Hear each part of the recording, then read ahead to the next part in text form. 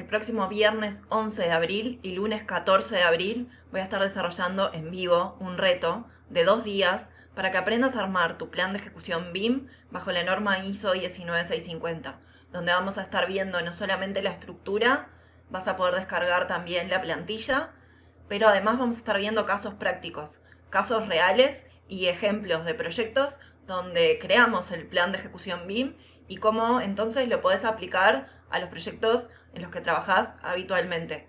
Un encuentro de 2 días intensivo de 1 hora cada uno, donde vamos a estar trabajando de forma práctica en cómo crear un plan de ejecución BIM sin errores para que con toda la confianza te puedas presentar a cualquier llamado y no quedes afuera, entonces, para trabajar de forma colaborativa en cualquier proyecto BIM. Te voy a dejar toda la información en las notas del episodio. Implementa BIM para lograr una mayor rentabilidad en tus proyectos. Soy María José de Tesanos, CEO de MDT Arquitectura, y te doy la bienvenida al podcast de BIM Online. Estoy aquí para compartir contigo mis conocimientos y experiencia trabajando en proyectos con BIM para que puedas tomar acción y avanzar en el proceso de implementar BIM, que traerá más eficiencia y productividad a tus proyectos.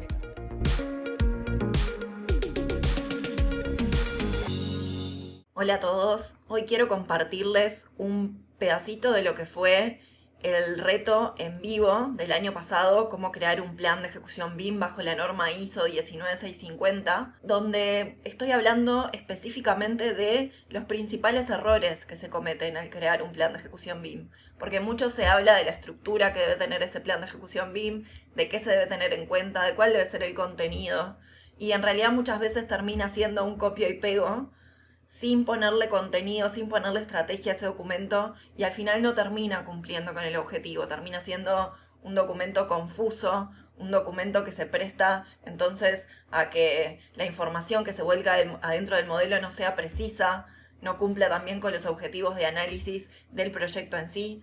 Entonces, muy poco se habla de los errores que se cometen. Por eso te comparto este extracto donde estaba hablando específicamente de los errores que se cometen en base a un caso práctico que mostramos en el reto. Y si te interesa entonces participar de la edición de este año, te voy a dejar toda la información en las notas del episodio, donde en 2 encuentros en vivo vas a poder participar no solamente de ver estos casos prácticos en los proyectos, sino también de poder evacuar todas las dudas que tengas, participar además en el grupo de WhatsApp privado que tenemos para que entre ustedes también puedan intercambiar información, acceder a descargar la plantilla, soporte en línea. Todo eso incluye estos 2 encuentros en vivo, donde además después vas a poder acceder a las grabaciones también del encuentro si no pudiste participar. Te voy a dejar toda la información en las notas del episodio.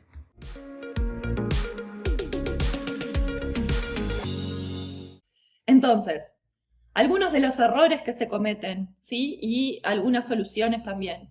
El primero, tener información deficiente, de baja calidad, mal planificada, mal gestionada, improvisada, copiar y pegar. Todo esto, en definitiva, termina haciendo que este documento sea poco accesible, poco entendible, que sea confuso, que no se entienda. Entonces, las partes involucradas, después que leen el documento, no saben qué hacer. Entonces, eliminar la información deficiente. ¿Cómo hacemos eso? Bueno, pensar es que este documento en realidad es parte de un trabajo colaborativo, de la planificación, de un trabajo colaborativo, y que necesita tener información que sea concreta, precisa con respecto al desarrollo de la información en nuestros modelos. Nada más.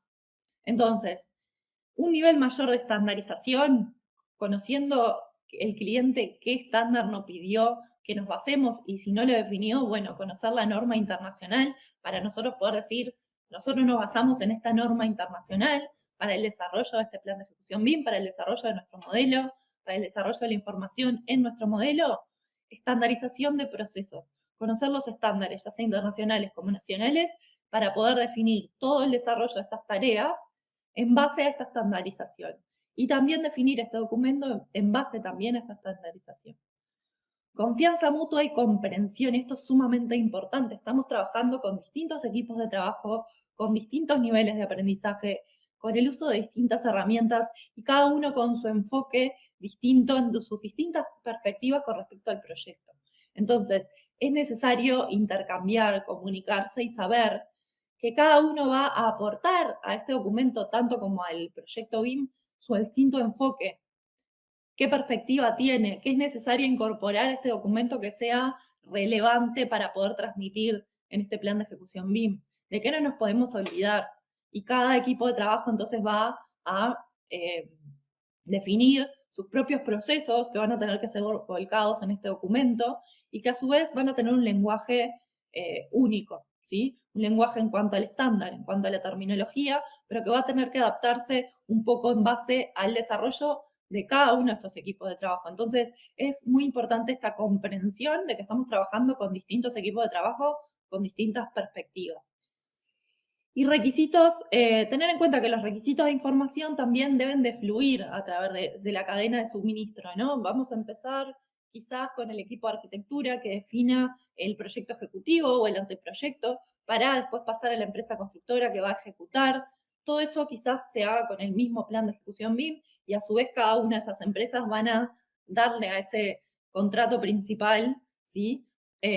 También un plan de ejecución BIM macro que arme todo eso. Entonces, es necesario que vaya pasando este proyecto con toda esa información por los distintos hitos o los distintos puntos en la fase de desarrollo del proyecto, según el ciclo de vida, ¿no? Entonces, toda esta información tiene que ser recopilada donde sea necesaria para pasar también a la fase siguiente. El segundo punto, no considerar el uso del entorno común de datos. Este es otro gran error en realidad, el pensar que solo estamos desarrollando geometría, no información y no cómo intercambiarla. Entonces, cuando eso no se plasma claramente en el plan de ejecución BIM, después terminan habiendo procesos poco claros, confusos en cuanto a qué plataforma se va a utilizar, cuál va a ser el formato de intercambio, si se precisa entregar el modelo nativo o no. Entonces, el uso adecuado del entorno común de datos es fundamental. Y acá lo que la norma dice es, debería ser el cliente quien suministre en la plataforma del entorno común de datos. La o las, muchas veces puede ser más de una. Si el cliente no la suministra, nosotros le podemos proponer, vamos a trabajar con esta plataforma o con estas plataformas, pero sí tener en cuenta que tenemos que describir sí o sí en este documento qué plataformas se van a utilizar, cómo se van a utilizar, con qué formato, ¿sí? Tener en cuenta que el IFC es un medio de transporte que transporta información y que por lo tanto tiene que estar ordenada y clasificada dentro del modelo esta información, ¿sí? Que el IFC en definitiva es una norma internacional abierta para los datos del modelo, ¿sí? Para que se puedan intercambiar. Y entonces sí o sí también es necesario el uso de este formato. La falta de alineación con normas y estándares o el desconocimiento en cuanto a normas y estándares también lleva a crear planes de ejecución BIM que sean poco claros, que sean deficientes y que muchas veces no tengan la información que tienen que tener. Entonces, ¿qué tenemos que conocer con respecto a esto? Bueno, por lo pronto, ¿qué es la norma ISO 19650? ¿Sí? Muchos piensan que la norma ISO 19650 es la norma BIM, como he escuchado mucho por ahí. La norma ISO 19650 se enfoca en la gestión digital de la información desde una visión de ciclo de vida del proyecto, desde el diseño hasta la construcción y hasta la operación del activo construido, ¿sí? Define procesos colaborativos, define procesos para la gestión de la información y, en definitiva, también responde a una familia internacional de estándares de otras normas también anteriores que tienen que ver con la gestión de la calidad, ¿sí? Con la gestión de los activos, ¿sí? Entonces es una norma que en realidad se conforma en base al historial de normas anteriores que tienen muchos, muchos años para atrás. Y también tener en cuenta qué es lo que se pide en cuanto a normas locales, muchas veces, ¿sí? Este es un ejemplo de, nosotros fuimos consultores para una empresa aquí en Uruguay que se iba a presentar a un llamado que les pedían el plan de ejecución BIM, de oferta, pero no sabían cómo armarlo. Ellos trabajaban con herramientas BIM hace muchos años y nos pidieron a nosotros entonces que le armáramos el plan de ejecución BIM. Claro, nos fuimos dando cuenta en realidad en el proceso que no tenían ellos una serie de procedimientos creados, de metodologías. Entonces tuvimos que explicarles primero que teníamos que consensuar cómo iba a ser el desarrollo de toda esta información, cómo se iba a planificar, qué es lo que querían plasmar en este documento, y sí también tener en cuenta que este llamado puntualmente el pliego, los requerimientos de información del cliente pedían que el plan de ejecución en BIM estuviera basado en el estándar de Chile. Entonces, la referencia que traían era una plantilla Excel donde había que completar una serie de datos. Pero, obviamente, estos datos que tenían también que ver con el uso y con los términos de información dentro de cada uno de los usos, tenían que ser planificados, ¿sí? Tenían que ser, entonces, creados en procedimientos de cómo se iba a desarrollar la información para cada uno de estos usos. Y también tener en cuenta de que si no conocemos la norma internacional y leemos en el pliego una planilla como esta, porque esto era parte del pliego, estamos hablando chino básico, no sabemos de qué nos están hablando, cómo tenemos que responder a esto, cómo tenemos que gestionar la información en torno a todo esto que nos están pidiendo. Estos términos de referencia, en definitiva, obedecen a esta planilla, ¿sí? Que también venía dentro del pliego, en donde dice, para cada información, digamos, para cada componente, qué es lo que se debe contener. Por ejemplo, volvemos para atrás, el levantamiento de condiciones existentes, A, B, C, E y K. Entonces, el levantamiento de condiciones existentes tiene que tener la información general del proyecto, las propiedades físicas y geométricas, B, C, era C, sí. Las propiedades geográficas y de localización, perdón, E y K, las especificaciones técnicas, las condiciones del sitio y medioambientales y también el cumplimiento normativo. Entonces, acá detalla cada uno de estos términos de información que se debe contener dentro de el levantamiento de condiciones existentes, del modelo de levantamiento de condiciones existentes. Y así para cada uno de los usos que el plan que el pliego especificaba. ¿Sí? Entonces, es muy importante tener claro qué tipo de información tengo que desarrollar y qué procedimientos voy a crear para desarrollar esa información. Y esto tiene que ser plasmado sí o sí en este plan de ejecución BIM. Ese es el objetivo que cumple, que el cliente, que el inversor de ese proyecto se quede tranquilo, que el equipo de trabajo, que quien oferta, en definitiva, pueda desarrollar la información con los requerimientos que ese cliente necesita. ¿Sí? En cuanto a hardware, software, equipo de trabajo desarrollado con las capacidades necesarias y en cuanto a los términos de información dentro del modelo. Otro de los grandes errores es no planificar los flujos de trabajo y los entregables. Entonces, ¿cómo lo podemos plasmar a este documento que lo pide? Sobre todo cuando hay un estándar nacional, como es el Plan BIM de Chile, que especifica claramente en cuanto a las piezas que este plan de ejecución BIM debe contener, como veíamos, concretamente en una planilla Excel, completar información, si no la desarrollamos, no la tenemos clara, no la podemos completar. Entonces, es necesario planificar cómo van a ser los flujos de trabajo y los entregables. Yo voy a tener, muchas veces el cliente va a ser quien nos pida determinados hitos de entrega, pero dentro de ese pliego, si no los pidió, ¿sí? Nosotros podemos establecer un plan de trabajo, decir, bueno, contamos con estos equipos de trabajo, arquitectura, estructura, sanitaria, eléctrica, cómo vamos a intercambiar la información, qué información tiene que generar cada uno de acuerdo a estos términos de información que vimos, qué hitos de entrega podemos plantear, ¿sí? Y cómo vamos a intercambiar la información. Y hoy en día, para armar un plan de ejecución BIM de oferta, uno puede pensar, bueno, pero piden todo eso porque yo todavía no tengo el contrato firmado. La realidad es que sí.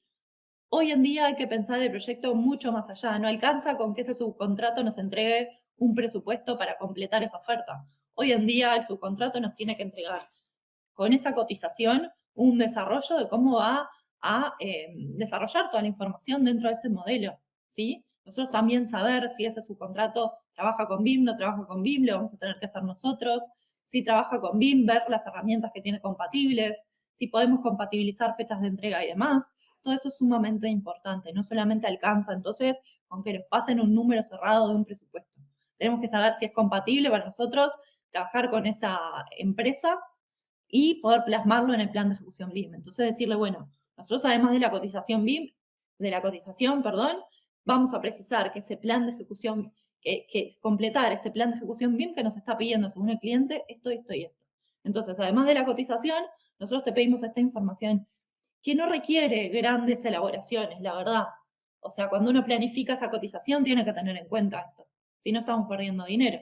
Entonces, simplemente que comparta un poco más de información y esto en definitiva termina siendo, como lo digo tantas veces, un tema de cambio de mentalidad, ¿no? De cambiar la forma en la que trabajamos, trabajar mucho más abierto, mucho más colaborativamente pensando que trabajamos con otros equipos de trabajo. Este es el gran cambio que tiene que plantearse en general al trabajar con BIM, ¿no? Entonces, planificar estos flujos de trabajo y también los entregables con los distintos equipos de trabajo, esto es fundamental. Y también desarrollar, como se puede ver acá, un flujo de trabajo. Entonces, ¿yo qué hitos voy a tener? Bueno, en mi proceso de coordinación de modelos voy a tener la etapa de diseño, la etapa de coordinación y mis entregables. ¿Qué plataformas voy a utilizar para intercambiar, para coordinar? ¿Qué plataformas voy a utilizar para entregarle al cliente? ¿Qué pasa si el cliente entrega en fecha o los subcontratos entregan en fecha o no? ¿Qué alternativas tengo? ¿Cómo lo puedo bajar a tierra? ¿Qué es lo que me está pidiendo el plan de ejecución BIM? Bueno, me pide una serie de estándares, ¿sí? Que yo tengo que planillar en estos documentos anexos del plan de ejecución BIM. ¿Lo puedo cumplir? ¿No lo puedo cumplir? Entonces, generar este diagrama con todo lo que yo voy a necesitar para desarrollar mi modelo. Y hasta aquí el episodio de hoy. No te olvides de suscribirte para recibir más contenido de BIM. Te espero en el próximo episodio con más proyectos, más experiencias compartidas y mucho más BIM Online.